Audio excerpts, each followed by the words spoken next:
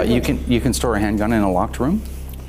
The law and the directives put a locked room that's difficult to break into is how the RCMP directive does that. But and we propose that for handguns, they will have to be stored not as currently is the case in a locked, non-transparent container or a locked room, but in fact, like right now, all you have to do to store those firearms is put them in a non-transparent locked container or a room that's locked, that's difficult to break into. So in Canada, you cannot load a firearm unless you're in an area where it can be safely and legally discharged. Typically, that's not your home.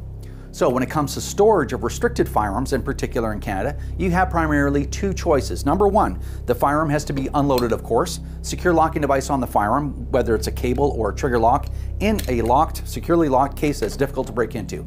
And number two, in a safe vault or room specifically designed or adapted for the secure storage of restricted firearms. So basically, you can construct a safe in your home if you want to do that.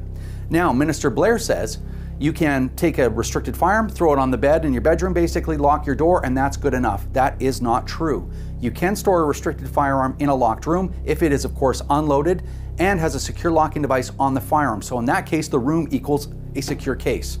So why would he mislead Canadians about that? It seems that Mr. Blair wants to fool and scare Canadians into thinking that the existing storage regulations are inadequate and the Liberal Party are the only people that are going to come and save the children. Unfortunately, it's not true. Always accuse your enemies of doing exactly what it is you are doing.